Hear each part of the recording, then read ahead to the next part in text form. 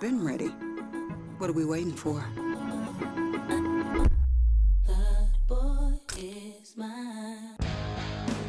Grizzlies fans know it's the team that gives you the edge. Big River Steel does too. And much like the Grizzlies have recruited legendary talent, we want you to be part of our team. Are you ready to be part of something legendary? Then visit www.bigriversteel.com. That's www.bigriversteel.com.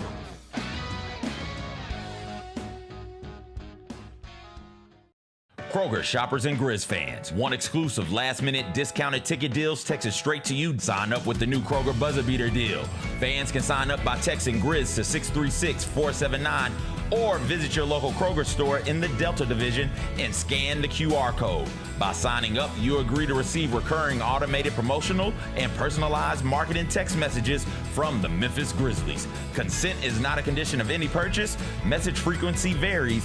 Message and data rates may apply. Sonic Radio. Welcome back to Sonic RNDIO. That spells radio with me, the CIO. This just in, the new Sonic $1.99 menu lets you build a crave-worthy meal for just $1.99 an item. Whether that's a creamy shake, crispy tots, or a quarter-pound double cheeseburger. This just out. Ostriches. They're mean, not very cute, and in my opinion, way too big for a bird. Don't miss the Sonic Fun 99 menu. 5 items, always $1.99. Live free, eat Sonic. Tax not included. See menu for details.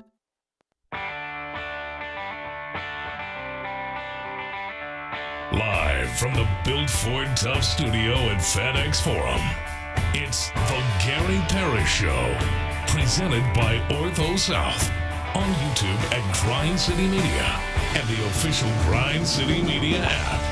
Now, here's your host, Gary Parrish.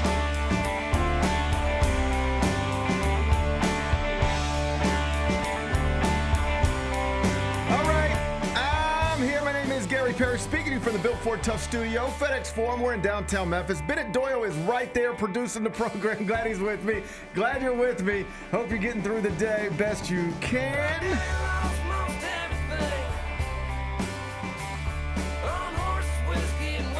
And I hope you enjoy stories about NFL GOATs and conflict of interest, because we appear to have one this morning after last night's Monday Night Football doubleheader. It's about Tom Brady. He created big headlines. We're going to talk about it momentarily. First, though, quickly, let me set today's schedule for you. When we finish this open, we're going to take a break, come back, do 5 more things you need to know, at which point we will discuss 5 previously undiscussed stories. Among them, we are now only 4 days away from Memphis, Arkansas at Simmons Bank. I'm told tickets are selling well. Also, the Arkansas athletic director had some interesting comments yesterday about the state of college athletics. We'll play those for you. We'll do that in about 25 minutes. ESPN has published its future power rankings for all 30 NBA franchises. I'll tell you where they got our Grizzlies. We'll do that in just a bit. Another day, another NFL quarterback is banged up and at risk of missing Week 3. This time it's Jaden Daniels in Washington. I'll share some interesting numbers I saw about him. Do that a little later on in the show. Speaking of numbers, Netflix numbers for Terrence Crawford's win over Canelo Alvarez are now in. I'll tell you how many people watched the fight Saturday night. We'll do that in the next segment. And rest in peace, Robert Redford, the celebrated, acclaimed actor, filmmaker, has died at the age of 89. I'm going to ask Bennett for his favorite Robert Redford performance. We'll do that during a segment we call 5 More Things You Need to Know. Then we'll eventually do GP's Carryout, and we'll call it a day. So that's the rundown. We got a lot to get to.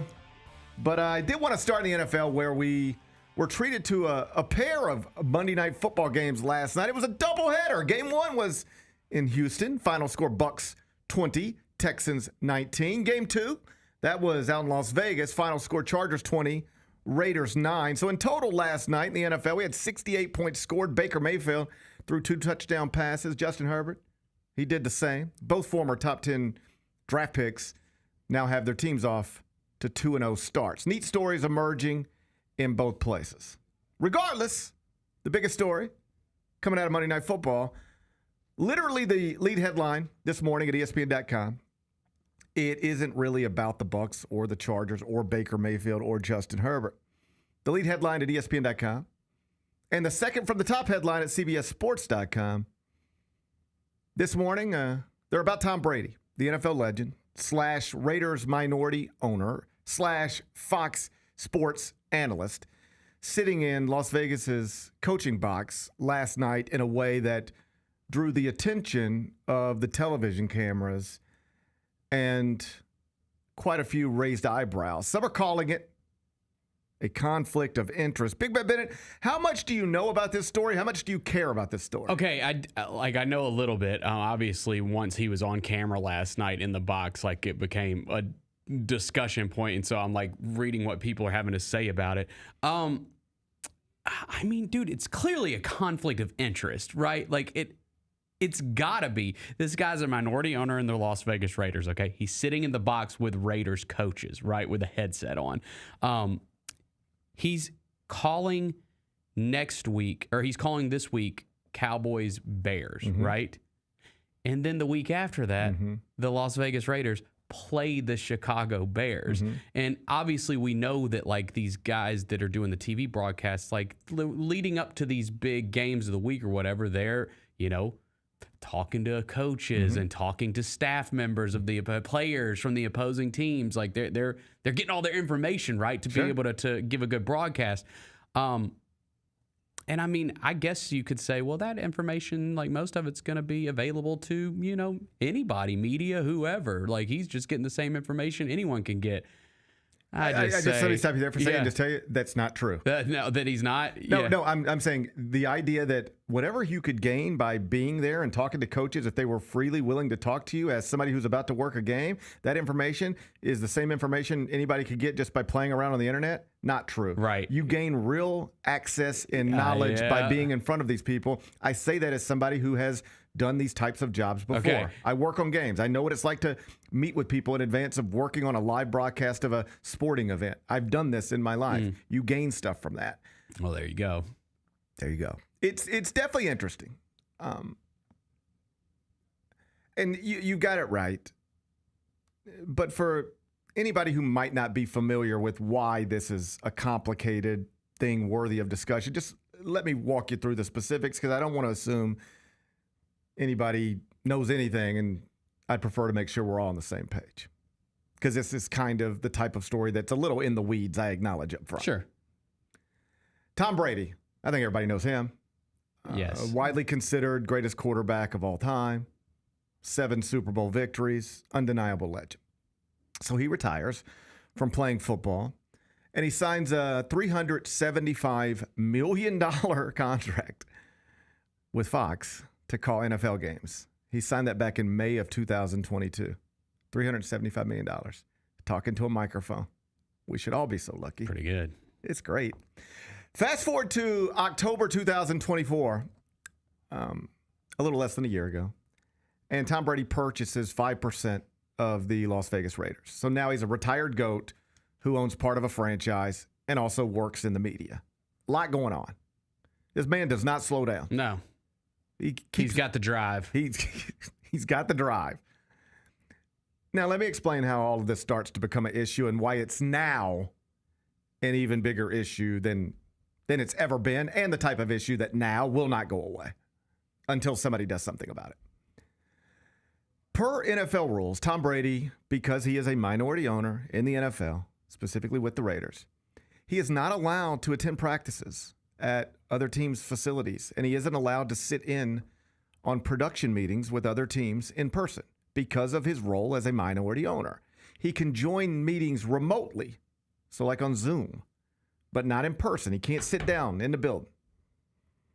So right there, by definition, he's not in a great position, as I hinted at earlier, to do his job to the best of his abilities, because I'm just telling you, going to workout and sitting with coaches and players, it helps you prepare for that job. It just does. I've called games before. When I do, I don't fly in a day early and get up early the next morning and go to a 9 a.m. shoot-around followed by an 11 a.m. shoot-around with the other team. I don't do all that because I'm real eager to spend an extra night away from my family and turn what could be, if I just showed up a couple of hours before the game to do my job, I could It could be a 4 or 5 hour day. Mm-hmm. I don't show up at the shoot-arounds at 9 in the morning to talk to players and coaches and be next to them, shake hands. I don't do it because I want to turn what would be a 4, 5, 6 hour day into a 12, 13, 14 hour day. That's not fun. You don't do it because it doesn't matter. You do it because it does matter. You do it because it's helpful. You go to a practice in advance of a game that you're working, even just a walkthrough, and you can get a better sense of things, of what's going on. What's the mood like? How are people interacting with each other? What's the energy like? Do the players seem to like the coaches? Who's talking? Who's talking to each other? Who isn't talking at all? Who's smiling? Who's not smiling? All of this stuff is just stuff you pick up on just by being around. And you do get into conversations all the time. I've been in these conversations. It's just a looser, and coaches will open up to you. You can notice something as you're standing there. Hey, I saw so-and-so's limping there. What's going on there? Yeah, he just banged it up a little bit yesterday. We think it's good. You just stumble into stuff. It's just good to be around. And Tom Brady can't be around. He's not allowed. And that is a real disadvantage to him as a still young broadcaster. Like, in terms of the job he's being asked to do for $375 million, he's still very inexperienced at it. Mm-hmm. And not being able to be around and participate in the way literally everybody else working as an analyst in the NFL is allowed to be around and participate, it puts him at a disadvantage. It just does. But you ready for this? Whatever. I'm not the one paying him $375 million. If his employer, who is paying him $375 million, is comfortable with him being at a disadvantage relative to other analysts when it's time to do the job, if they're comfortable with it, why do I care? He's not breaking any NFL rules, as far as we know. His employer appears to be okay with all of this. So I guess from that perspective, strictly, fine with me. But last night did change the game. Because last night, what we now know after last night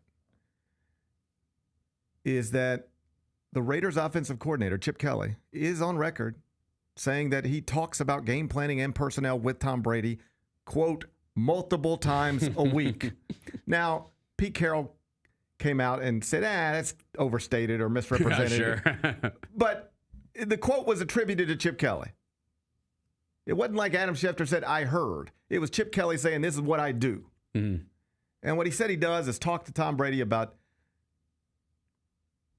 game planning and personnel multiple times a week. And last night, we all saw on Monday Night Football, Tom Brady sitting in the coach's box with a headset on, presumably playing some role on some level in what was happening on the football field. And this is where all of this probably gets untenable for the reasons you just laid out. On Sunday, Tom Brady is scheduled to call Cowboys-Bears at Soldier Field, 3:25 kick on Fox. That means, in theory, Tom Brady should be meeting with the Cowboys and the Bears this week. He should be talking to players. He should be talking to coaches. And I'm sure he will, at least remotely, on some level. But guess who the Bears play in Week 4, 1 week after Tom Brady calls their Week 3 game? The Raiders. The Raiders on September 28th in Las Vegas. So if you're the Bears, and you know that in Week 4 you've got to play the Raiders, and you also know that Tom Brady is talking to the Raiders staff multiple times a week about game planning and personnel, according to the offensive coordinator, and you know that Tom Brady has even sat in the coach's box during a game with a headset on. If you're the Bears and you know all that, why on earth are you going to tell Tom Brady anything of value? Anything. Coaches are paranoid by nature, all right? Even when they have no reason to be paranoid, they're paranoid. This isn't even paranoia as much as it's just like, what? You think anybody is comfortable telling Tom Brady, the analyst, anything right now about their football team when their football team the following week will play against a team at least partially owned and on some level advised by Tom Brady, the owner. I don't think so. I doubt it. So what do you do? What do you do? It's a problem. We can agree on that. And now it's a problem with context and visuals that makes it the type of problem that isn't just going to go away.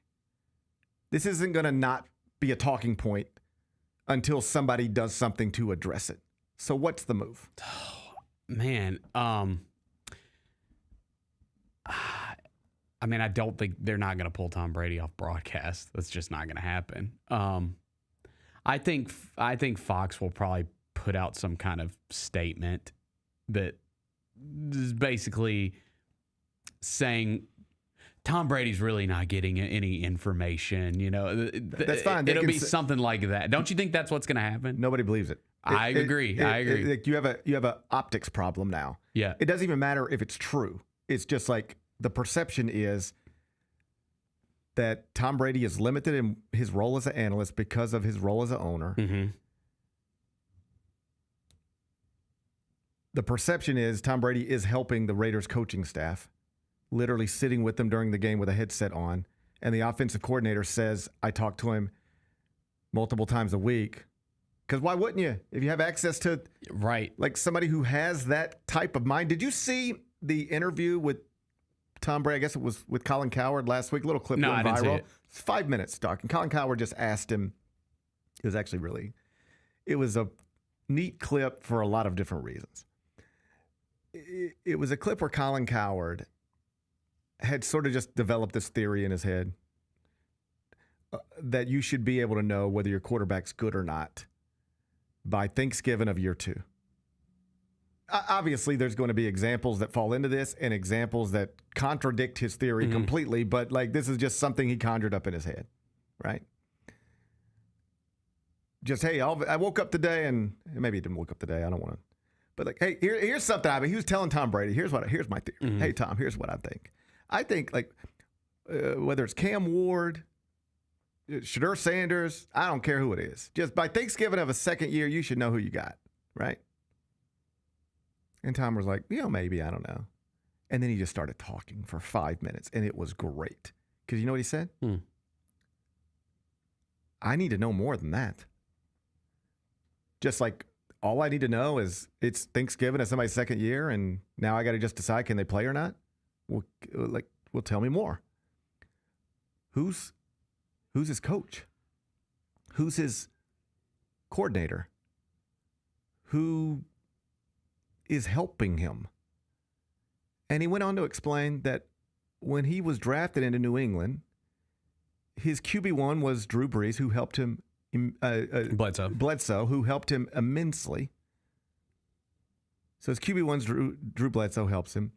And he said, my offensive coordinator was incredible. And even Bill Belichick himself would sit down with me multiple times a week as our head coach, but mostly a defensive coach. We would sit down with me, his young quarterback, and explain to me every defensive scheme that we were going to encounter. He would show it to me. You see what they're doing here? When they do this, we're getting into this. And then we're doing this. And this will be here. When they do this, that means they're trying to do this. And they're trying to take this away. So what we're going to do is move here, make this. If you are a young quarterback, he said people love to rank quarterbacks. This is all the stuff he was just saying. People love to rank quarterbacks. And you'll rank them 1 to 32. However you want to rank them. I don't care who you put first. Put Patrick first if you want to. Put whoever 32nd if you want to. But you have a ranking of quarterbacks in your head, or you could provide me one if I asked. Colin's like, yeah, sure. Okay. Can't we do that with coordinators too? Quarterback coaches? Head coaches?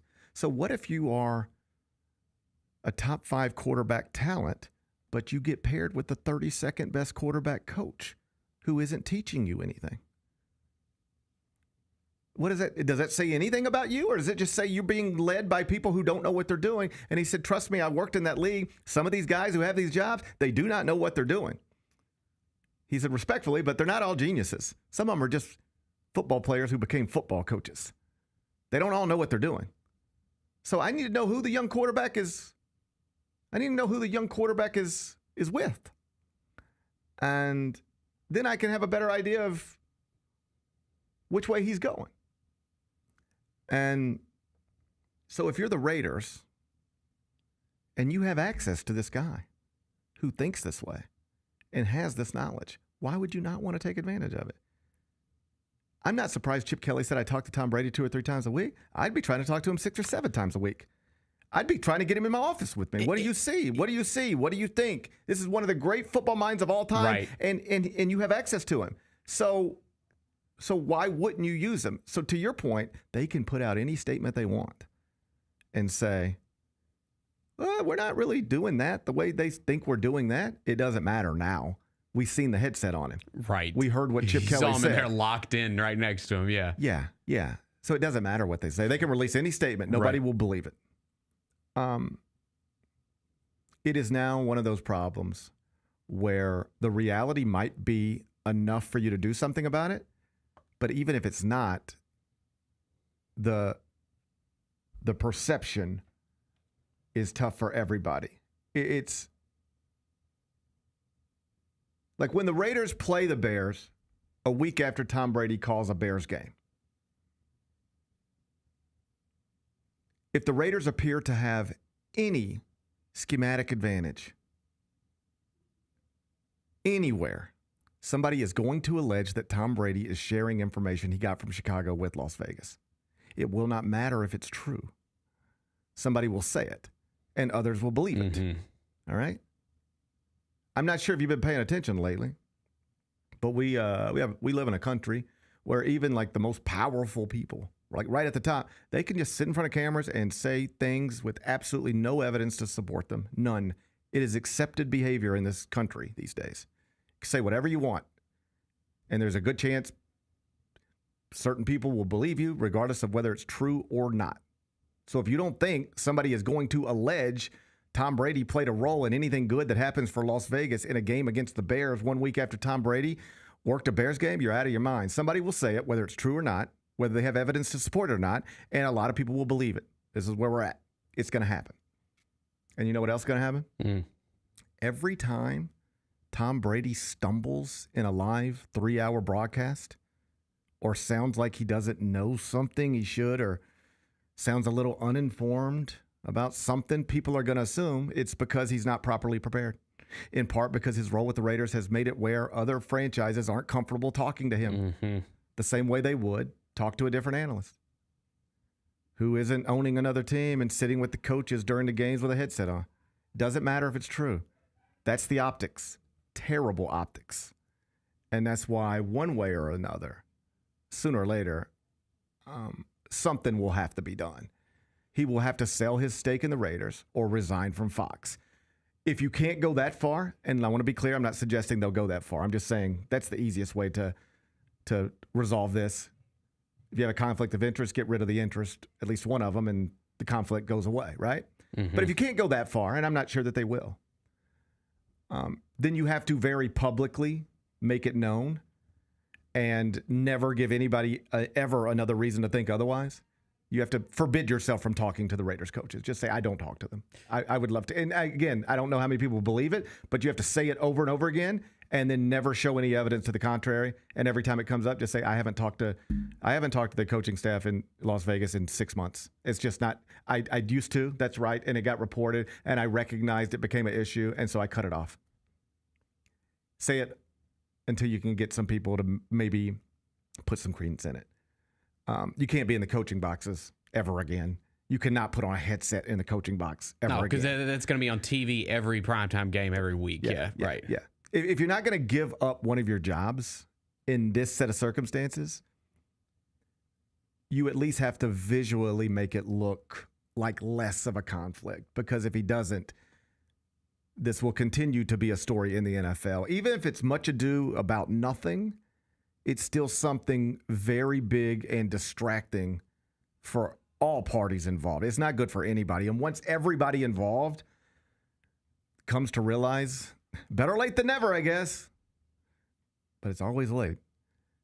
Once the people involved, all parties realize that this isn't good for anybody, that's when I suspect some adjustments are going to be made to increase the likelihood that what Tom Brady is doing at a Raiders game 1 week before he calls a Bears game, 1 week before the Raiders and Bears play in Las Vegas, is less of an issue. You got to make it less of an issue. Because this morning, that's the lead headline at ESPN.com. I imagine it'll get fixed one way or another relatively soon. But it wasn't fixed before last night. And because of that, it's the biggest story in the NFL this morning. Yeah, buddy. What do you think is going to happen? I think Which one? Do you think he's going to be do you think he's going to have to choose one? I think he will. I don't know. I don't have any idea. Yeah, I got you. I wouldn't do any of the things he does. I don't understand his. I admire his success, but he seems like a flawed human when it comes to decision making. Sometimes I don't even care to get into it. But like I'm interested. I'm fascinated by his decision making because it doesn't always line up with the decisions I think I would make. Like if I had won 6 Super Bowls, and my wife told me, "You're going to lose me and the kids if you try to play football again." I don't think I would try to play football again. I genuinely don't think I would. Yeah. So that's just that. I don't know whether that's a good thing or a bad thing. I just know that that's an interesting decision that he made. And so I don't know what he'll do because I wouldn't have predicted that. I don't think most people would do that. I don't think most people would be willing to sacrifice their family to play one more year of something. Scotty Scheffler explained in great detail a few months ago. He's the greatest golfer in the world, just like Tom Brady was once the greatest football player in the world, according to some. Scotty Scheffler said, if it ever gets to a point where my wife said golf is hurting our marriage, I would not do this anymore. Which is interesting because I think my wife might tell you golf is hurting our marriage. I was going to say, I'm not willing to. yeah. I'm not willing to give it up yet. Yeah. Imagine being the world's greatest golfer and you're more willing to give up golf than You. Yeah. Maybe you and Tom Brady got more in common than you think. Maybe I'm more like Tom Brady than I would like to think. All right? You might want to look in the mirror, GP. Maybe I'm more like Tom Brady than I would like to think. But I thought that was interesting. Those are two unbelievable athletes and successful individuals, and they have entirely different mindsets as it comes to that very specific thing. I just think that's interesting. I don't even know who's right or wrong. I bet you they both think each other's wrong. I bet you Scotty thinks Tom Brady's crazy for sacrificing his family for the NFL, and Tom Brady thinks Scotty Scheffler's crazy for thinking about his wife when you could go out and win every major every year. Ever, yeah. So right. I bet you they both think each other's crazy. I bet you they're both a little crazy, but whatever they're doing, it seems to, in many ways, be working for them. Yeah. I can't predict what Tom Brady would do. If I were advising him, I'd say give up the 5% ownership in the NFL team. Brother, you can go back to that. Yeah, and it's a great investment. Okay, you're Tom Brady. You're a billionaire. Is it a great investment? It's the Raiders. I mean, anything. I think any investment in the NFL. Fair enough. I think any investment in the NFL is a great Do investment. you care about winning, Tom? I think any. Yes. Yeah. My advice? I'd say focus on being the best broadcaster you can be. And when you're done doing that or get tired of doing that, then get back into helping run an NFL franchise. But you don't have to do both at the same time. And if he counters that with, but I really love owning the team, I would say, well, then how much do you love the broadcasting stuff? Right. Why are you doing it? Is it the paycheck? Is it an ego thing? You like being on TV for 3 hours every Sunday? Why are you doing that exactly? What motivates you to do all of this stuff? Because you don't have to. Why are you doing all this stuff? And now you're doing all this stuff, and it's just creating more headaches for you. It'd be one thing if you're doing all this stuff and having a blast. You're doing all this stuff, and it's creating headaches in the form of headlines for you. I would advise him to get rid of one of them. I would advise him to get rid of the 5% ownership stake. But, I wouldn't advise him to try to play another year of football. So I don't know that he would listen to me. And I'm not even sure that he should. But what I am sure of is until this is resolved in some form, it will not go away. Watch what happens. Tom Brady will be on that Bears game, and then the Raiders will jump a pass or just anything against the Bears the following week, and you're going to see memes jump on Twitter. You'll see them come across. For sure. It'll be Tom Brady sitting Tom Brady won't even be there, but you'll see that. In 2 Sundays, you'll see that picture from last night pop back up. The first time something happens favorably for the Raiders against the Bears, somebody's going to want to, ooh, this will be funny. I'm going to tweet this picture of Tom Brady in the coach's box with the headset on. Retreat. It's not going away. It won't go away now. You got to do something about it. Yeah. And I suspect they will soon. I think you're right. We come back, turn our attention to Memphis, Arkansas. It's only 4 days away at Simmons Bank. Go. I heard tickets are selling well. Oh, nice. I heard tickets are selling well. I'll tell you what I heard exactly. We'll do it after this break. Gary Parrish Show presented by Ortho South. How did they sell you on Memphis? We're really just, I was really looking at the success that Memphis had, something I wanted to be a part of, and then the reputation Coach Silverfield and Coach Cramsey had as an OC, the things that he was able to do with Seth and the things that he's done in his career. I felt like that's something I want to be a part of, and I felt myself being able to excel in his offense. And also, I looked at the weapons around and everybody that I was going to be playing it with. The Chris Vernon Show, live on weekdays at noon on YouTube at Grind City Media and the official Grind City Media app.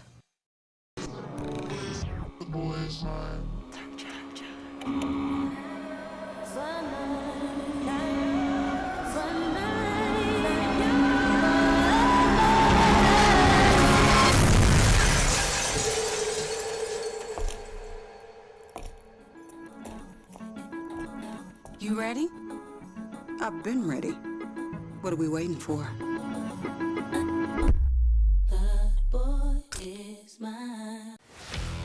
Let's face it, there's a lot of trash talk in basketball, but the great teams let their performance do the talking. Like Ford F-150 with Pro Power on board, a class-exclusive industry-first feature that turns your truck into a mobile generator and leaves the competition speechless. Ford F-150, official truck of the Grizzlies. Greatness starts here at your Mid-South Ford dealer. Class is full-size pickups under 8,500 pounds, GBWR.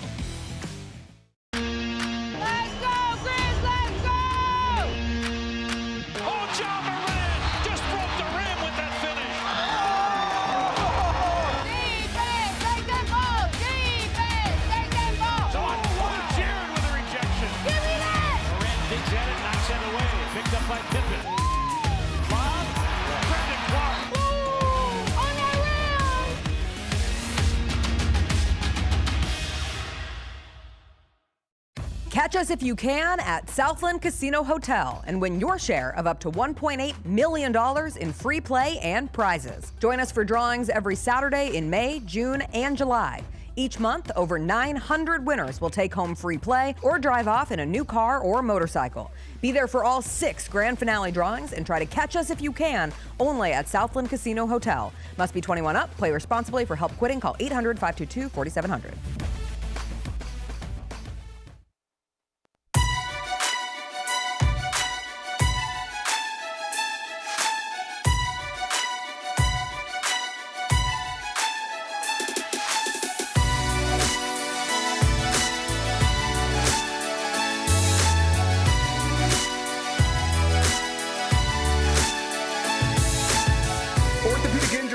Unpredictable, unforeseen, and unscheduled, and Ortho South understands this better than anyone. Since your injuries don't make appointments, you don't need to either. That's because Ortho South welcomes walk-ins during the weekdays and the evenings, and even on Saturdays. So next time an unforeseen injury makes an unscheduled appearance in your life, visit orthosouth.org to find your nearest urgent care location. Just walk in, and Ortho South will take care of everything, especially you. Learn more at orthosouth.org. That's orthosouth at orthosouth.org. Now I got 5 more things you need to know. Number 1. We're just 4 days away from Memphis, Arkansas at Simmons Bank in the heart of Memphis. Saturday, 11 a.m. And I'm told tickets are selling well. Big Bet Bennett, how would you react if I told you what I heard is that as of yesterday afternoon, they were only about 4,000 tickets away from a sellout. Oh, how about that? And they were expecting to get there by the end of the week, no problem. Demand seems to be good. It's going to be a nice scene Saturday when the Razorbacks come to town to take on your undefeated Memphis Tigers. I'm very fired up. I don't know if I'm going to be able to be in attendance, unfortunately, but I'm very fired up for the game. You don't have to. Well, I've had something pop up. Do you want to talk about it? If you would like to share it with me, I will listen to you. I could be a friend who lends an ear every once in a while. So just as long as it's not too often. I ain't trying to be like somebody who talks on the phone with you and listen to your bullshit all the time. So I noticed a little like. But I mean, I'll listen now. I noticed like a little like sink, like the yard. My yard had a like little sinkhole. Okay. Oh, I heard about your yard. Yeah, and I was and I pushed my foot around, and the grass kind of felt soft around. So, I got someone to come out and take a look at it. Mm-hmm. And there's a, I guess there's a pipe, piece of PVC pipe that connects to the sewer that's under the yard. That's how your doo-doo gets out of your house, right? And it's got a little crack in it or a separation. They said a separation. That's how you get a doo-doo yard. Yeah, and so I need to get it fixed. I mean, it's got to get fixed. Or you're gonna have a doo-doo yard. Yeah, it's got to get fixed, but the price seems a little steep for me. But they put a tariff on it? How much you think it would cost for someone to come out to your house, with like an excavator and dig like a 30-foot hole. 30 foot, 30 feet. Not deep, like around. Okay, but 30 feet, that's a lot. Okay, go ahead. And then just replace like a little section of pipe. How much do you think that would cost? That sounds like $2,000. $5. Damn. Doesn't that seem steep? Yeah, I've got a similar problem, and I was quoted $55,000. What? Oh my God. I have a backyard issue. Uh-huh. And I was quoted $55,000. And I said, I will never even look at my backyard again before I dump $55,000 into a hole in my backyard. You can have my backyard. I don't even like it. I just felt like that seemed a little steep. Bennett, everything cost a lot these days. I mean, some people in the chat saying that might be about right, I guess. Okay. All right. It's tough, but everything's expensive. I mean, we're just digging a little hole and replacing a little section of pipe. That costs $5,000. Okay, but you're also operating in the Memphis market. There's a whole Mississippi market. Uh-huh. I don't think you know anything about the Mississippi market. I could have somebody come across the state line, probably handle this for you. You need to talk to me. I just need cash, right? Cash is helpful. I think I could. Cash is helpful. I think I could come up with that. I don't really know anybody that can help you with this, but I know the people who know the people who can help you with this. Yes. I can get them at your house. I'm just wondering if I should get a second opinion. You're going to need a second opinion. I'm just wondering if I'm going to need a second opinion. I think it's always good to get a second opinion. It seems a little steep. Man, I will say, I was talking to my dad about this. Like, I wish I had you know how some families have like a handyman that he's part of the family, Are you ready for this? I'm not even trying to be funny. Uh-huh. I would move a handyman upstairs at my house. Yes, come live with me. Bro, I have a mudroom, dude. I got set up shop for you. You can live with me. You can live with me if you'll just fix the silverware drawer. Yeah, people who have a handyman that's just been a part of their family forever, they do not know how well they have it. You don't know how good you have it. You know what? This may be the truest thing you've ever said. If you happen to live in a home with a person who can just fix shit, if you have somebody in your house who can do that, that is an amazing resource. There's nobody in my house who knows how to do anything. I don't know how to do anything. And my kids break things all the time. So there's 4 of us live there now. 2 parents, 2 little guys. The oldest is out the house. The little guys don't know how to fix anything, but they can break everything. Of course. They can break anything. Yeah, if things are breaking in my home faster than they ever have before. They can't fix anything, but they can break everything. Also can't tie their shoes. Could break an iPad in seconds. Ask them to tie a shoe, no chance. Not a chance. Nope. Okay. 2 little guys don't know how to fix anything, but they can break everything. I don't break much, if I'm being honest, but I don't know how to fix anything. There's a door in our house right now that doesn't have a door handle because we don't know how to put one on. Right. All right? Right. I have one of those too, actually, believe it or not. I have that same issue. Okay. I have I could probably name you 10 things off the top of my head right now at my house that if I just had a handyman, they would not be this way anymore. Right. But they just stay this way because I can't do it, and we got football practice every day. Mm-hmm. I would move a handyman into my home. I'd get him a nice bed. And I want to be clear, handy woman, I don't care. Yeah, for sure. Anybody who's handy could live with me free of charge. I'll put you in my home. I'll make you part of my family. Yeah, and I want to live with somebody who can just fix things. And I'm not talking about a specialist. Like, I'm not talking about someone who's good at, like, plumbing. I'm talking about a dude that you can just say, man, you know, my fridge just, like, it's not cooling things anymore. It just broke. Oh, I think I can fix that. That's just always the, oh, I think I can fix that. Less than a month ago. Uh-huh. One of my fridges, I know saying one of my fridges sounds like, but a fridge went out. Let me put it that way. A fridge went out. It was not cooling anymore. I didn't even have the mental capacity to even think about what to do about it. Mm-hmm. I just got rid of it. You just got rid of the fridge? I didn't know what to do. Like, I have gotten a little... It seemed... YouTube has helped in some aspects of my life. Like, there are some things that, but it's little things. It's not like, you know, $5,000 projects. There's little things that YouTube has helped me with over the years. I don't have the patience. I tried to fix, I swear on Saturday, I tried to fix something at my house with YouTube and I just got frustrated. I just quit. Yeah. I just quit. I can't do it. It's like asking me to go dunk a basketball. Mm-hmm. Be like, hey, GP, why don't you go dunk real quick? Because I can't. I'd love to, but I can't. Hey, GP, why don't you fix the door handle? I can't. All right? Yeah. I'll move them upstairs. Yeah. I'll move them downstairs. I'll move upstairs. If that's where the negotiation gets, okay, I'll do it, but I need to stay downstairs. Fine, buddy, I'll go upstairs. Just fix my... My biggest regret in life is not becoming good friends with a handyman. It's probably my biggest regret in life. God.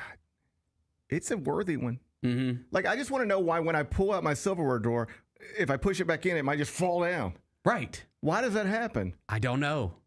But it's been going on for 6 months at my house. Like we will take the silverware drawer out of and put it on the counter just because we're tired of it falling. Yeah. There's somebody out there that could fix that. I think it's just like a but they don't live with me. Little wheel, yeah. It's like just a little wheel. A little wheel that you just pop on there and then pop it back in. But it's easier said than done. If nobody ever comes to my house and resolve that, my silverware drawer will be dropping for the rest of my life till the day I die.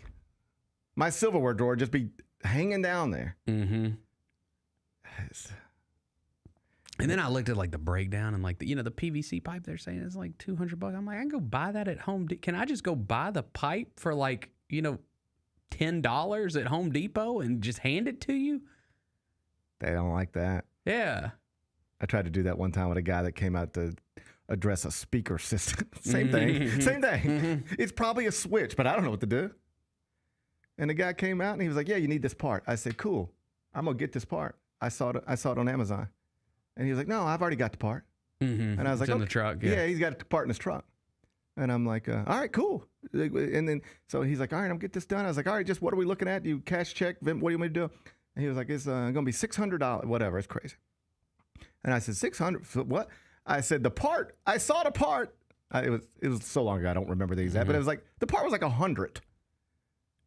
It was literally buy the part and install it. The whole thing takes 10 minutes. Mm-hmm. And I was like, he's like, yeah, but the part, the part's $300 and then, labor, another $3, whatever. And I said, but I saw the part. Like, it's not $300. He's like, yeah, but this is how I do my business. I said, yeah, you're going to have to go, buddy. Yeah. You're going to have to leave right now. You're going to have to, this sounds ridiculous. Like you're caught trying to triple charge me. Right. You got to go. It's hard to get through this life. Mm-hmm. Nothing's easy. I can't even, my silverware drawer is so messed up, man. I don't even think you know what I'm talking about. If there's any handymen out there looking for new friends. Yeah, I'll get rid of some of my current friends. I will too.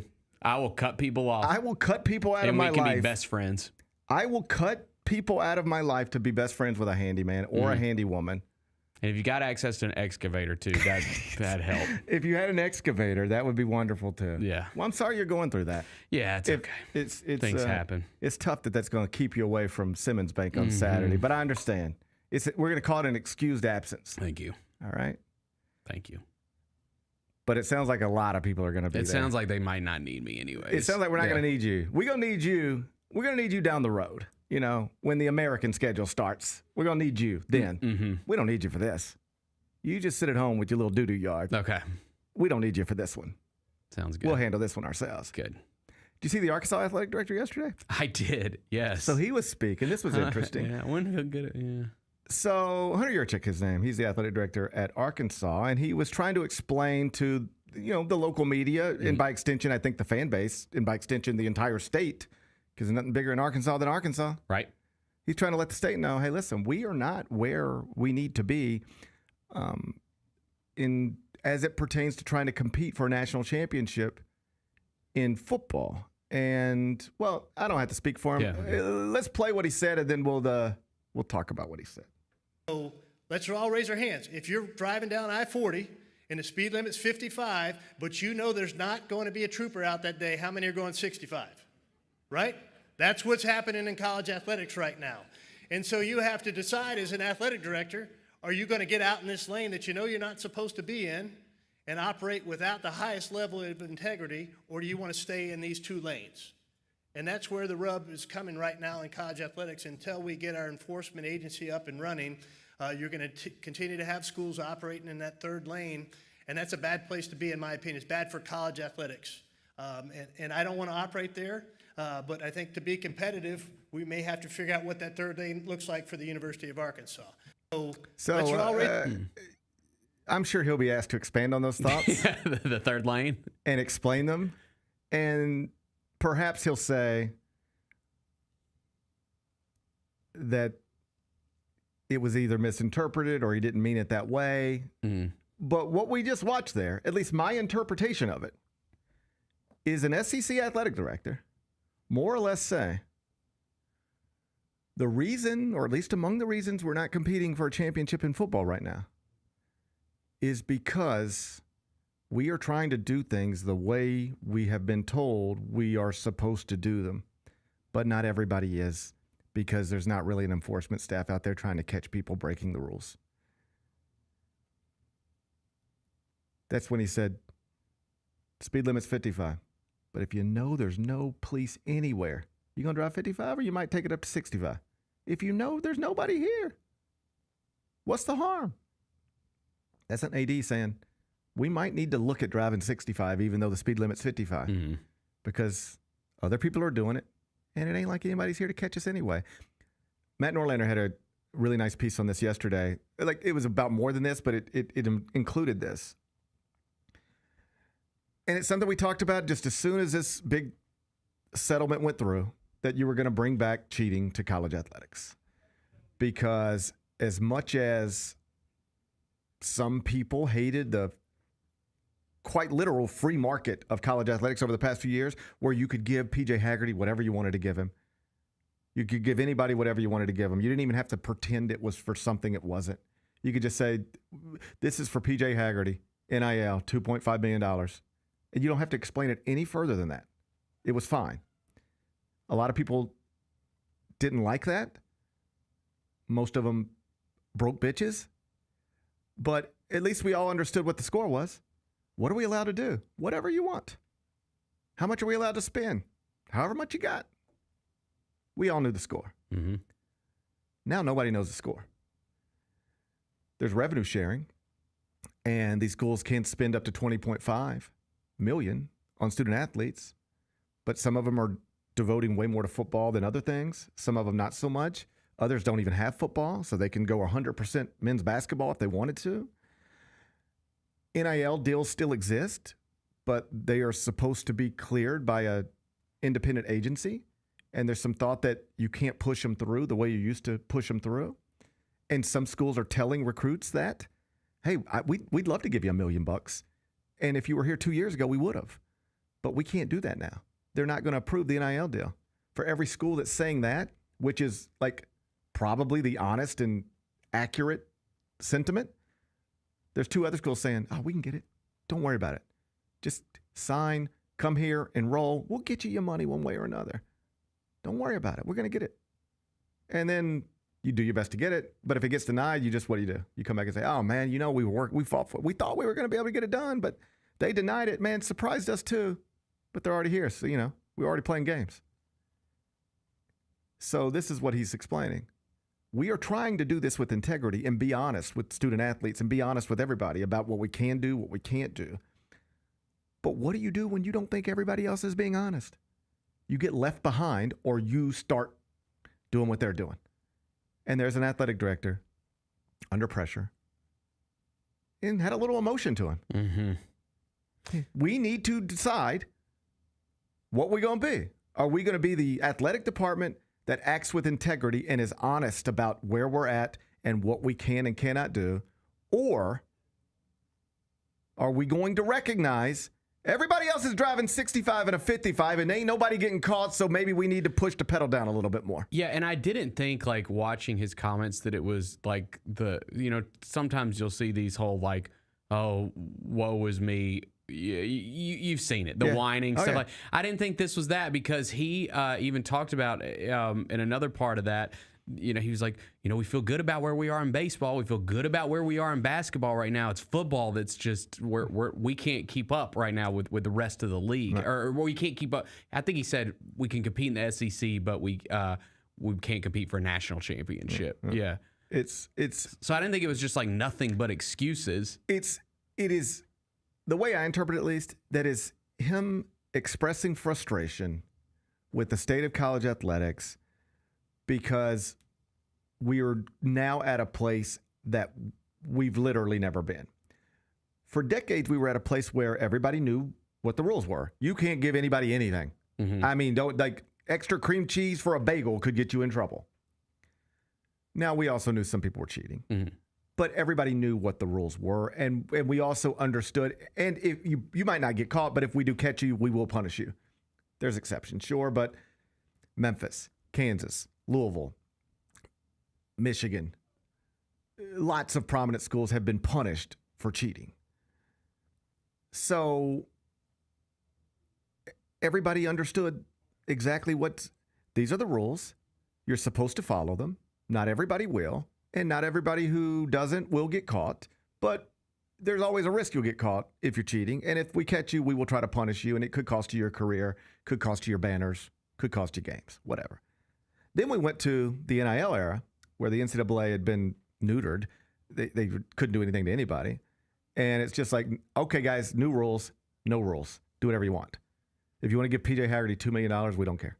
If you want to give Tyreek Smith $600,000, give it to him. What's it for? Doesn't matter. Just call it whatever you want to call it. Does not matter. That's where we were. Not everybody loved it, but everybody knew the rules. Right. If Penny Hardaway and Rick Barnes are both going after the same point guard, they are in a recruiting battle with money. And probably whoever can put more of it on a table is going to end up with the player. Not everybody loved that, but we all knew what it was. Now, you don't know. Some of these coaches out there recruiting right now don't even know how much revenue sharing money they have, because their ADs haven't even shared it with them yet. I think in Memphis, it's been good at getting way out in front of this. Ryan Silverfield knows how much money he has to spend. Penny Hardaway knows how much money he has to spend. And in the American, their budgets, you know where they rank? Right at the top. 1 and 1. Yeah, I figured. And they're comparable with lots of Power 4 programs. Ed did a good job of getting out in front of all this. But I talked to coaches as recently as last week who were like, I don't really know how much. My AD has not told me how much money I have. So I can't go out and tell these recruits how much money I have. And then they're asking about NIL. And I'm like, well, NIL is not really a thing like it used to be. This is the other problem. There are basketball players who were coming out of high school and making $2 million in NIL last year, $3 million, $4 million. Because there was no limits on it. Mm-hmm. Well, guess who saw all of these players get all of this money? The agents and the next batch of players. So there's all these players out there right now saying, but I know my buddy last year got $2 million. Why can't I get $2 million now? Because it's not there anymore. It's not allowed. We can't do that. I mean, I could tell you we'll give you $2 million if that's what you want to hear, and we can submit all the paperwork. But I'm just telling you what we've been told is they're going to decline it. Mm-hmm. They're going to say you can't take it. I'm just trying to be honest with you. But for every coach who's being honest, there's another coach saying, we'll get you the $2 million one way or another. We'll figure this out. And it just creates confusion. Nobody knows whether to draft 55 or 65. Yeah. That's where we're at right now. I would argue this is worse. I'd liked knowing that P.J. Haggerty came to Memphis for money and then left Memphis for more money. I don't like that he left Memphis. I like I like never having to wonder about why something happened. Mm-hmm. We know exactly what happened there. Yeah, Right. Yeah. Now you don't know why anything's happening. And it's going to be a lot of pointing fingers, a lot of they're cheating, but we're not. But should we? That's mostly what the Arkansas AD said yesterday. We now live in a world where we know people aren't doing what they're supposed to do. We're trying to do what we're supposed to do, but maybe we shouldn't. That's a change. Mm-hmm. It used to be, we need to clean this up. And now you got AD saying, I don't know that we can clean it up, but maybe we need to look in the mirror and get a little dirty. Yeah. Maybe it's time for us to get a little dirty. Wild situation. Number 2. NBA power rankings are out at ESPN.com. Do you see them this morning, the future power rankings? I did not. What's going on? You know, they do these annually. Yeah. About this time of the year. And they more or less say, all right, we're not trying to predict who's going to finish where in the 2025-26 season that's about to start. We're just saying, like, over a period of years going forward, the next 3 seasons specifically, what franchises are set up to be the best over the next 3 years. So from now through the end of the 2027-28 season. Who do you think they put number 1? It should not surprise you. That would be the Oklahoma City Thunder. At number 1, they rank these franchises 1 through 30 in different categories. So like for the Thunder, their roster ranks number 1. Okay. Their drafting ranks number 1. Their management ranks number 1. Yeah. Okay. Can't argue with any of that. No, I think that's fine. Number 2 is the Houston Rockets. Ooh, that seems high. Okay. Number 3 is the New York Knicks. All right. So according to this, ESPN thinks the Knicks are the Eastern Conference franchise best equipped to flourish over the next 3 years. I'm sure they're celebrating that in Manhattan. Anyway, where do you think the Grizzlies are? I'm going to say the Grizzlies are at... I should tell you, 3 years ago, in this exact same exercise, the Grizzlies went back-to-back number 1. Where the Oklahoma City Thunder are right now, the Grizzlies were number 1 2 years in a row, 3 years ago. Okay, I'll say that they're still, I'll say 15. 17. Okay. I'm not that surprised. I mean, but think about this. Think about this. This is I don't know if it's evidence, but it's an indication of how things haven't gone the way even ESPN thought they would go. Right. There was a time where you had a young point guard, a young shooting guard, and a young power forward. And they were finishing second in the West. And not only people in this market, but ESPN itself was saying over the next 3-year period, there is no franchise in the NBA set up to flourish more than the one in Memphis. Fast forward to September 2025. As these players have aged into their prime and should be, theoretically, better equipped than they've ever been in their whole lives to break through. This is the age. This is the time. Yeah. And they're 17th. It's definitely weird, and we know this. We're definitely in the clock is ticking, right? Like it's the 3 years ago when they're ranked number 1. I think it's like, man, the next decade is set up. You don't have that kind of time anymore. It doesn't seem like. Well, you don't have that feeling anymore. Right. It doesn't feel like things are set up anymore. And forget my feelings. I'm just saying ESPN's feelings. These are the writers at ESPN. They are the ones that do this. 3 years ago, they thought the Grizzlies were set up. They felt that way. These guys are set up to maybe go win championships. literally nobody feels that way right now. Nobody. That's why they play the games. That is why they play the games. That's why they play the games. That's why they're Show going me to play on the court. We're going to have to settle this on the court. I think we're even further along than the clock is ticking. I think we are entering. I don't want to get high. I think this is among the most important seasons in Grizzlies history.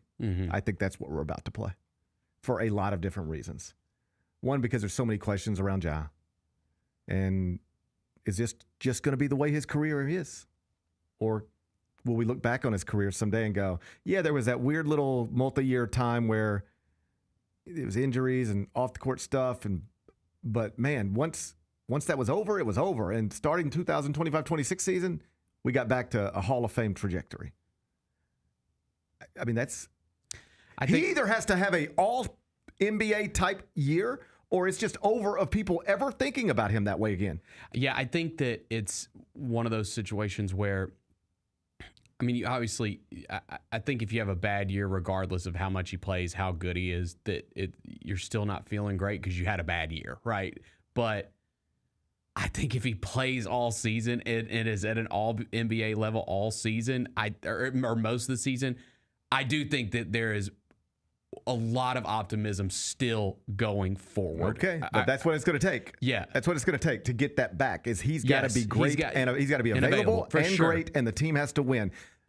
There is a lot on his shoulders, not just no question for his own career, but for the future of this franchise.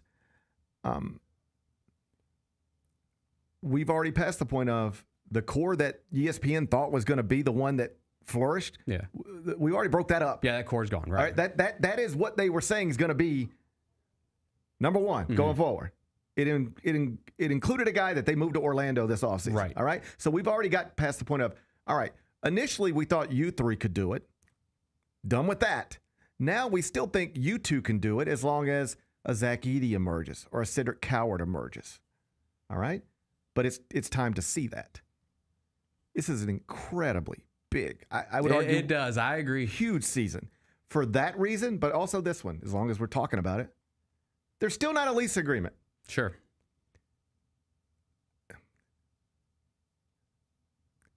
Just think about how uncomfortable this could all get.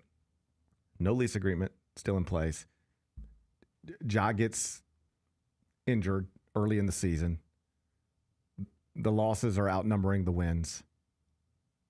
The National Guard's hanging out downtown. And people aren't coming to the games because they don't want to watch a Ja Morant-less team that's not winning. It gets real like, all right, where are we at now? Yeah. Like this is, obviously you hope none of that's true. Like everything I just said, you hope none of it's true. But like this. I hope the National Guard gets to go to some games. Oh, sure. We could we can get them some tickets. Yeah, I think we probably could, I just say that I think this is a massive season for the future of the franchise. Included in that, Ja Morant. Just a massive season. Yeah, for sure. You won't hear this on Get Up. You won't hear this on, FS1 tomorrow morning because people aren't even going to be thinking about the Grizzlies heading into the season. They're just not going to be a thought. It's not going to be a topic of conversation. They're going to talk about the Rockets and the Knicks and the wide open East and the Thunder and repeating, and the Grizzlies are not going to be talked about. But that doesn't mean that if you ever take a close look at everything going on connected to this franchise and connected to the people who are the faces of the franchise, you can very reasonably argue that this is one of the most important seasons in Grizzlies history. Not just because, God, we're tired of not being what we were supposed to be, but because it could impact the future of the Grizzlies in a very tangible way. So let's hope this 17 number that they put beside us. Prove them wrong. Let's hope prove them wrong. It's all proved to be nonsense. Yep. And disrespectful. And we'll have it on Old Takes Exposed someday come January. That's what I'm after. Me too. Number 3. Jaden Daniels, quarterback in Washington. His availability is in doubt. Got a bad knee. His availability is in doubt. Another quarterback for his Week 3 game. One of my teams. Now, we saw him go down in the game, but they were like, Yeah. we don't know how bad it is. MRI came back and showed no structural damage, but he's still sore. It's a knee issue, and it appears he is unlikely to play. Like, this is all over the league already. Yeah, it's crazy, actually, with quarterbacks. I don't know if we've ever seen it this early. J.J. McCarthy, another one. Yeah. Now unlikely to play in Week 3. I mean, like the star of Week 1, or at least the star of a fourth quarter in Week 1, and now unlikely to play in Week 3. I bring this up mostly because I saw an interesting stat connected to Jaden Daniels. Tell me if you saw this. There's a stat, I mean, there's a million stats, but there's one called quarterback contact. And it's just designed to indicate how many times a quarterback is getting touched, how many times a quarterback is getting hit in a football game. And last season, Jaden Daniels led the NFL in quarterback contact. I believe that. Nobody got hit more than him last year. And you ready for this? Through the first 2 weeks of this season, he leads the NFL in quarterback contact. So for his entire rookie year and the first 2 weeks of this season, no quarterback has been hit more than him. Well, and eventually that just takes a toll. Right. And I mean, we know he uses his legs just as much as like any of the guys that are known for that. Josh Allen, Lamar, Jaden Daniels is one of the guys, Jalen Hurts. Jaden Daniels is one of those guys. But I do notice, and I even noticed in that game the other day, he'll take the contact, and he's not as big as some of those guys. Like Josh Allen's way bigger than Jaden Daniels, but he'll take the contact too. Yeah. It's and on this one, I think he was running away from Micah Parsons. So he's just constantly running away from people. When you start running away from people, you're at risk, and then things just start to happen. But I thought that was interesting. Like, we played a whole season last season. No quarterback got hit more than him. We played 2 weeks into this season. Same thing.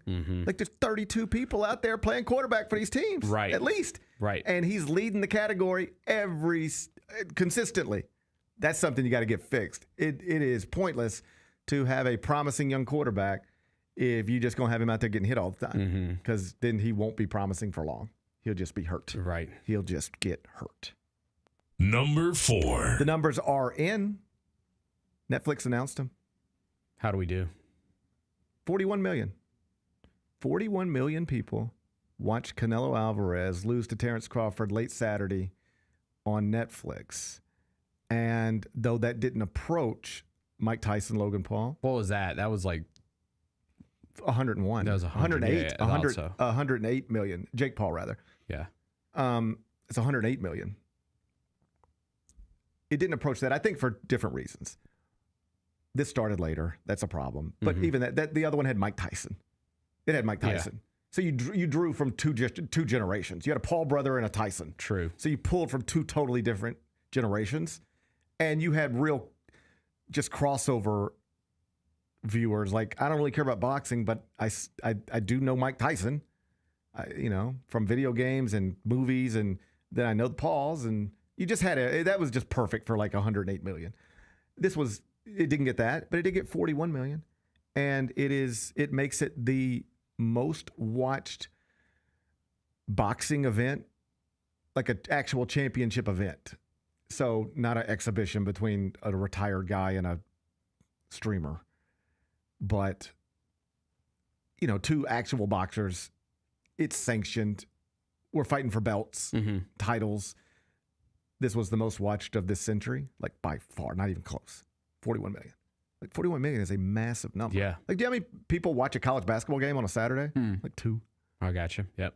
You know how many people would have bought that fight? Same exact fight, but it's on pay-per-view. You know how many people would have watched it? About 2. Yeah, maybe 1.8. I was going to say. Yeah, maybe less. And all you got to do is put it on Netflix, and it goes to 41 million. Exact same product. Put it here, 41 million. Put it here, 2. Exact same product. Man, if I was boxing, I would not get away from this. And they for sure will. I think that it's successful enough that they're going to go back to it. I wonder what it is, though. If I were Terrence Crawford, I would say, put me back on Netflix.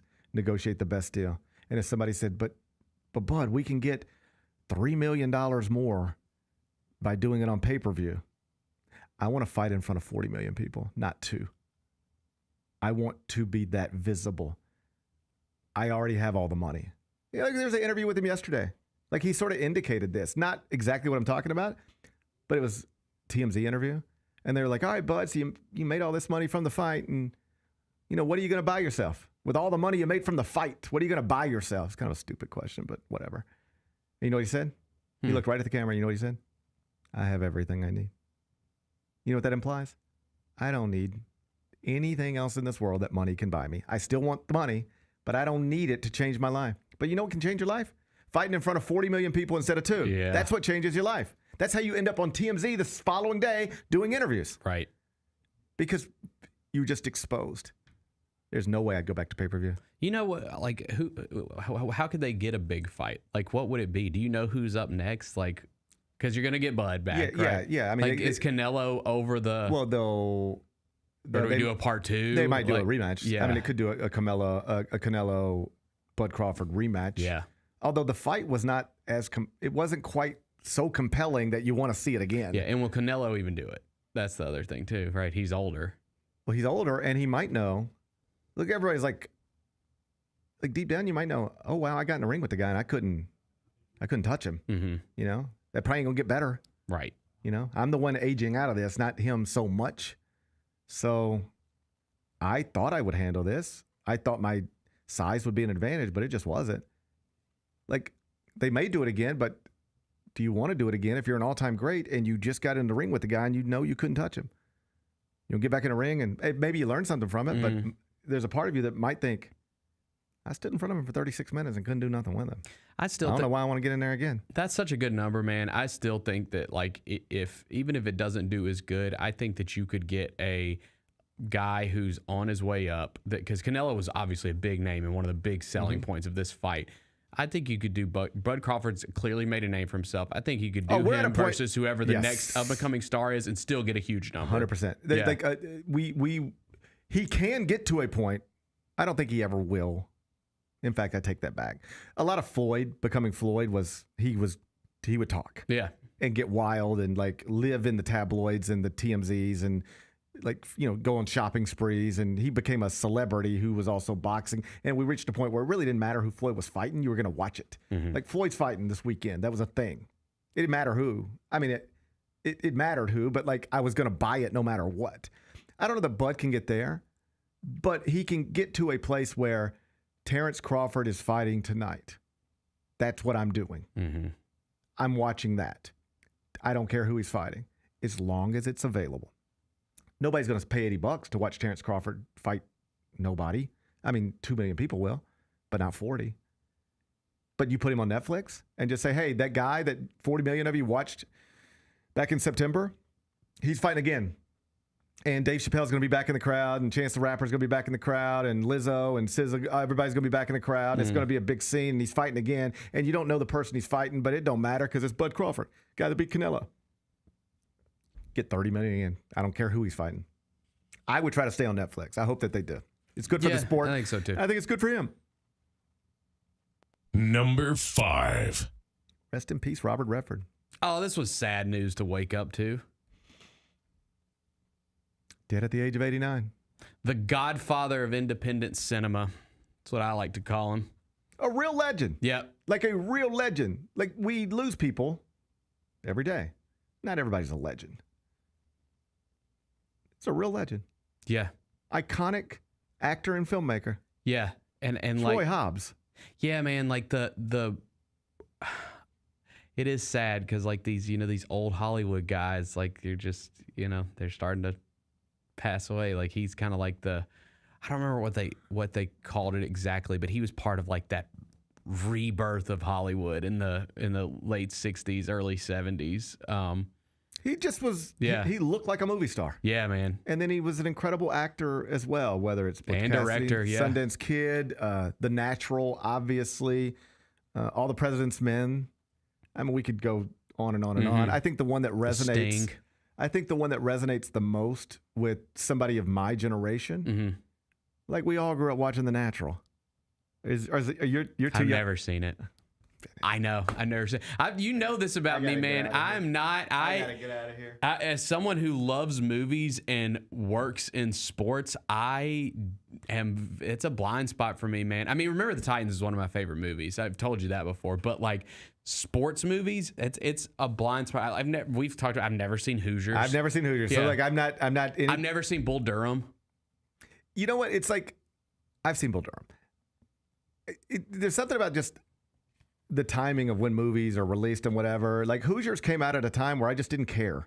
And then I never just went back to it. I might be the only person in the world who has actually interviewed the people who inspired Hoosiers. I've interviewed them on camera, but never seen their movie. Never seen the movie they inspired, but have shared a Diet Coke with them and chatted for a bit. Yeah. So I'm not shaming you, but like my age, I think I've seen The Natural 500 times. I think to watch it. It came out in 1984. So it's like this all lines up. Like I'm born in 77. This is about the same time I become a huge baseball fan, a big Mets fan, because of Doc Gooden, Darryl Strawberry. And then this film comes out. It's a baseball film starring Robert Redford. Yep. So, and it's a classic. I haven't seen it in forever, but I have seen it. I bet from 1984 to 87, I wouldn't be surprised to know if somebody told me, oh yeah, you used to watch that at your grandma's house on VHS every morning. Like that would not surprise me if somebody said, oh, I remember you used to, like, it was just a great baseball movie. Yep. Roy Hobbs. Yep. Wonder Boy. You got to get on that. Okay, I'll get on that. I'll buy you a physical copy. Oh, that'd be cool. I would for sure watch it then. Right, I own a couple of Robert Redford movies. I own a few. What do you own? All the President's Men? No, I have Butch Cassidy and Sundance Kid, The Sting, A River Runs Through It. That's a great one. He directed that too. What else do I own by him? Well, he was in Captain America, The Winter Soldier. I own that. I think he was in Avengers. The Natural. I'm just looking at the cast now. Look at this. Robert Redford, Robert Duvall, Glenn Close, Kim Basinger, Wilford Brimley. Damn. Legends. That's a who's who. The Natural was a who's who.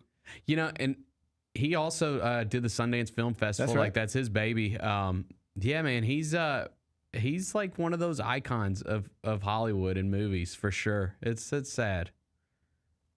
We're gonna have to get you on The Natural. Yeah, one of his last movies he did was called The Old Man and the Gun. That was really good too. He was good in that. He was like a bank robber, I believe. Yeah, we have gotten to this. I guess every generation gets to this point. Maybe we're just more aware of it today than because of social media than we otherwise would be. But like, it does just feel like somebody that has been a figure in your life, or at least in your head, forever. Like they're just dying every 3 days.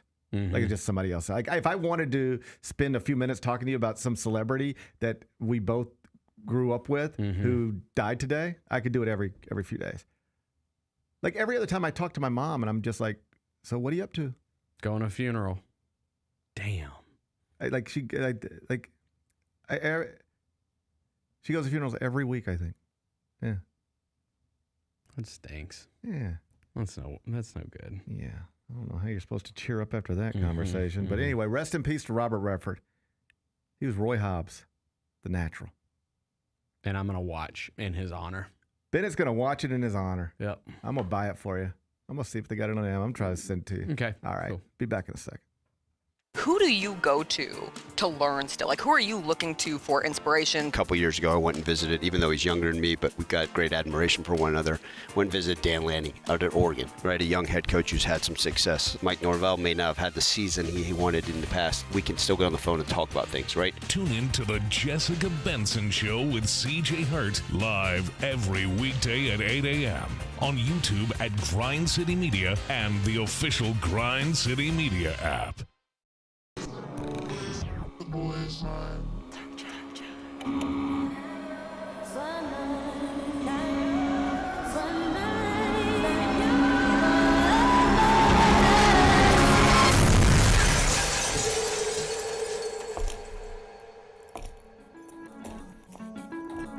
You ready?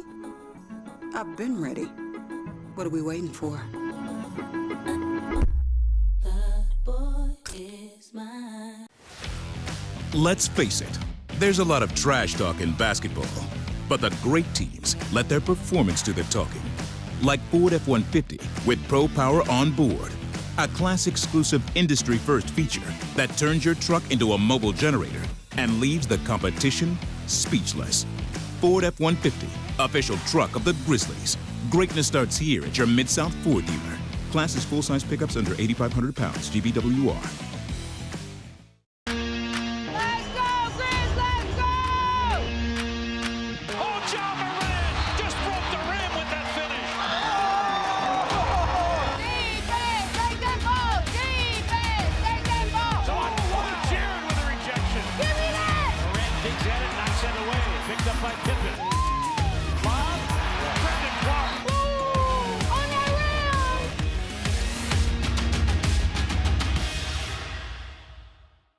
Sonic Radio. Welcome back to Sonic RNDIO. That spells radio with me, the CIO. This just in, the new Sonic $1.99 menu lets you build a crave-worthy meal for just $1.99 an item, whether that's a creamy shake, crispy tots, or a quarter-pound double cheeseburger. This just out. Ostriches. They're mean, not very cute, and in my opinion, way too big for a bird. Don't miss the Sonic Fun 99 menu. 5 items, always $1.99. Live free, eat Sonic. Tax not included. See menu for details.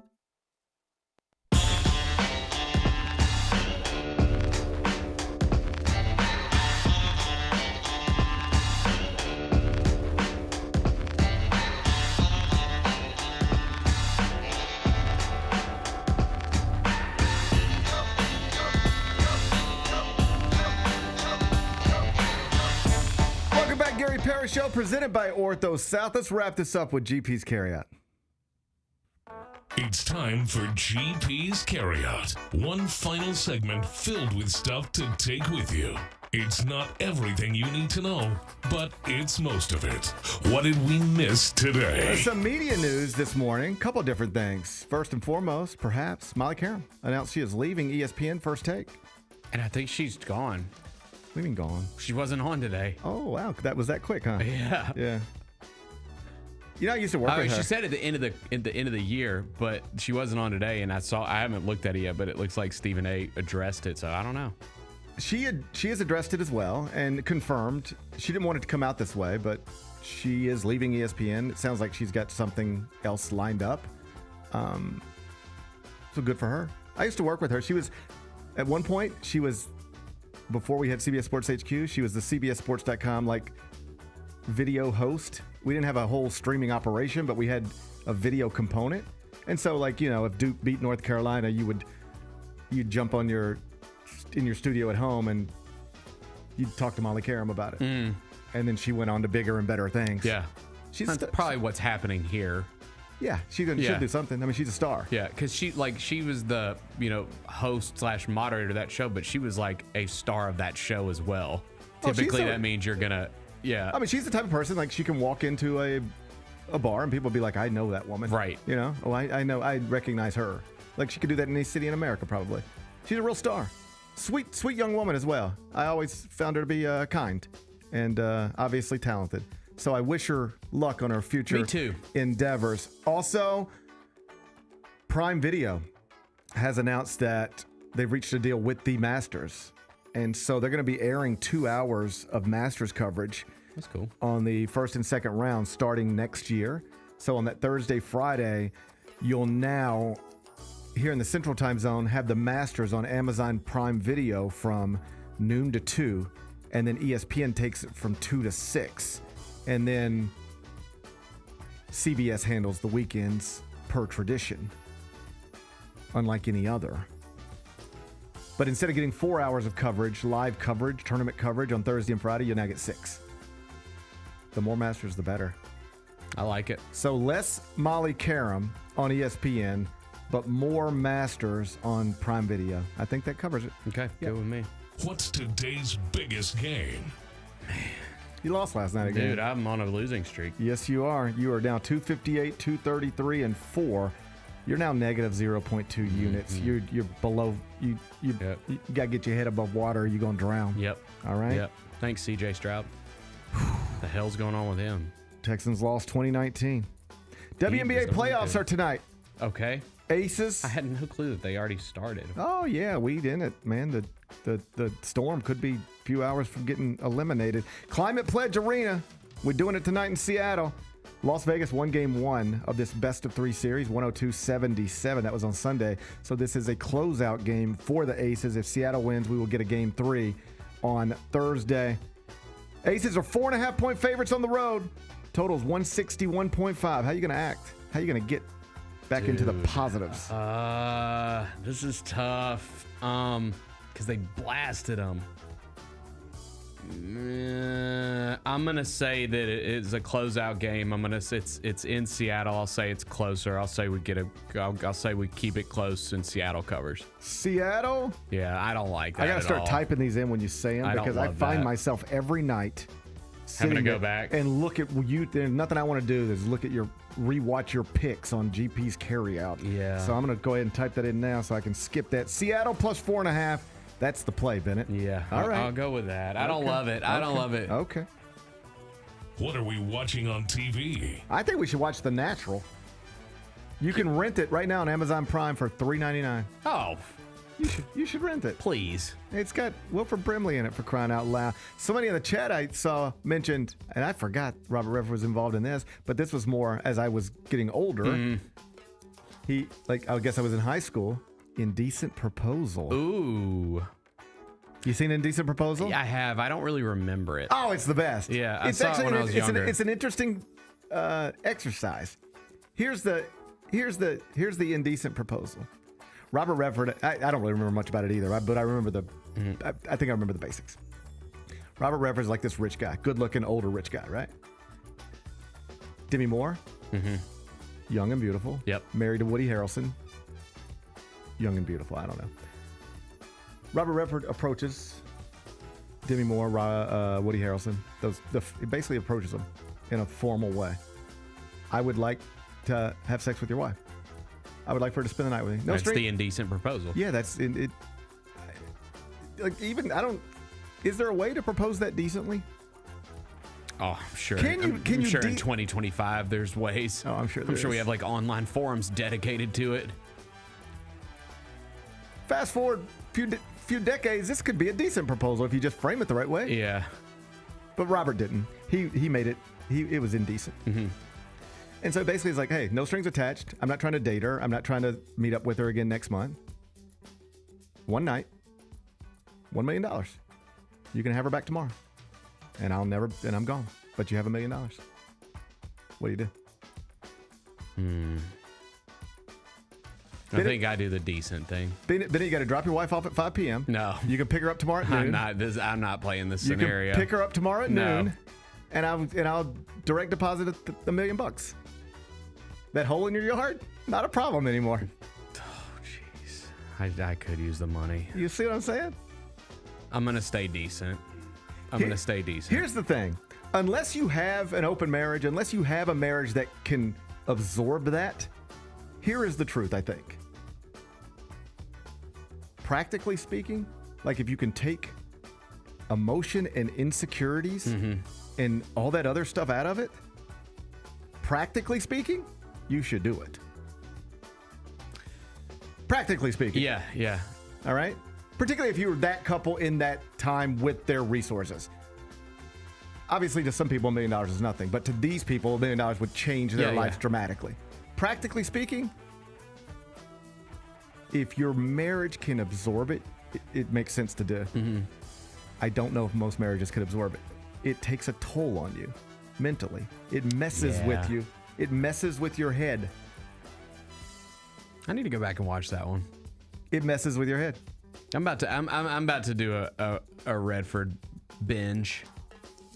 I think we could all use one of those to honor him. It's sad, but I mean, I'm guilty of this. When an icon dies, like especially in a movie icon, I have to watch all their movies. It's just a thing. I want to go watch a bunch of his movies now. I end up just watching a bunch of interviews and reading a bunch of stuff. It's same with artists. Yeah. It's same with artists. Like it'll be a thing today, but at some point today, somebody will post something on social media and it'll be like, I met Robert Redford one time. Yeah. And it'll be a great story that goes viral. I enjoy those types of things. Yeah. No, me too. I think it says something about us as a society, but no, you just want to honor them. You just want to honor them Robert Redford, by appreciating their work. Robert Redford tried to buy Demi Moore for $1 million. Indecent. Bennett thinks it's indecent. What's the movie with Tom Cruise and Nicole Kidman, Stanley Kubrick? Eyes Wide Shut. That was another one where it showed you, like you realize. That's a good one. It's a great one. It shows you the psychological damage your head can do to yourself. Yeah. Like that whole marriage got sideways just because she said she thought about something one time, and it sent him spiraling, and both their heads got all messed up. Yep. And it did real damage to their marriage until they could fix it. That's the type of thing I think this thing would do. Unless you're in an open marriage, obviously, then you're like, oh, really, $1 million? I was gonna let my neighbor do it for like whatever, for whatever. For a 12-pack. We would just go like hang out this weekend. So for $1 million, sure, Robert Redford, come on over, right? Then this is like a blessing, all right? But unless you are genuinely like, this is the way we live. I think any sort of traditional sense, you're gonna get your $1 million and you're gonna have a complicated marriage. Yep. You're going to get your $1 million and you're going to have a complicated marriage. I don't know. Who am I to say? I know. What do I know about any of this shit? What are we watching on TV? Wait, that's what we're watching on TV? Yeah, Bennett. The Natural. Okay. I'll watch it tonight. Well, you said you were going to buy me the Blu-ray. It's $12.99. I'll buy it for you. So I can own it forever. Yeah, I would like for you to do that. Yeah. Okay. What's the best thing we've read? Mark Proctor had a guest column for the Commercial Appeal this morning about the way certain aspects of our country are honoring and wanting to honor Charlie Kirk, the 31-year-old political activist who was murdered last week. I won't ruin it for you. I just thought it was interesting. He's Mark Proctor, a retired captain who served 25 plus years in the Tennessee Highway Patrol. He's a lifelong Tennessean. And his column was on the homepage, commercialappeal.com, this morning when I woke up. And I said, I'll read this. This is interesting. Because honestly, it's not the type of thing I expected to read at commercialappeal.com. Yeah. And I thought it was well written. And I thought he raised some interesting points. And so if you want to check it out, you can find it, commercialappeal.com. What's on tap for tomorrow? Well, tomorrow will be Wednesday. That means Chris Vernon and old Big Mouth going to hop in studio with me. Good. So I'll chop it up with him. Let's go Storm. Let's go Storm. Yeah, let's go I Storm. don't feel good about that at all. The more I think about it. Yeah. It's done. It's done. Yeah. It's done. What's done is done. Should be a fun day tomorrow. Looking forward to it already. Enjoy the rest of your day. I'm going to enjoy mine. Meet back here tomorrow at 10. Till then, be careful, be kind, be good. Rep your hood.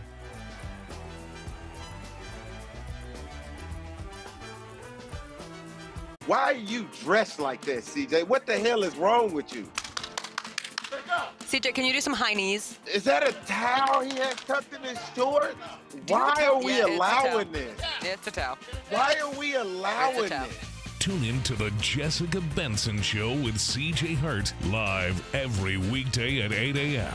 on YouTube at Grind City Media and the official Grind City Media app.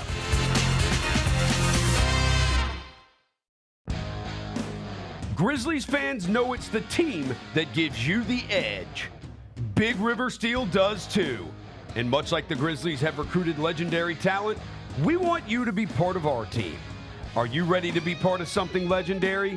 Then visit www.bigriversteel.com. That's www.bigriversteel.com.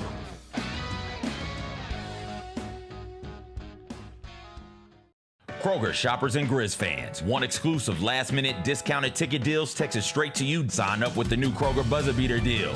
Fans can sign up by texting Grizz to 636-479 or visit your local Kroger store in the Delta Division and scan the QR code. By signing up, you agree to receive recurring automated promotional and personalized marketing text messages from the Memphis Grizzlies. Consent is not a condition of any purchase. Message frequency varies. Message and data rates may apply. How did they sell you on Memphis? Well, really just I was really looking at the success that Memphis had as something I wanted to be a part of, and then the reputation Coach Silverfield and Coach Cramsey had as an OC, the things that he was able to do with Seth and the things that he's done in his career. I felt like that's something I want to be a part of, and I felt myself being able to excel in his offense. And also, I looked at the weapons around and everybody that I was going to be playing it with. The Chris Vernon Show, live on weekdays at noon on YouTube at Grind City Media and the official Grind City Media app. Let's go, Grizz, let's go! Oh, John Moran just broke the rim with that finish. Defense, take that ball! Defense, take that ball! Jared with a rejection. Give me that! Moran digs at it, knocks it away. Picked up by Pippen.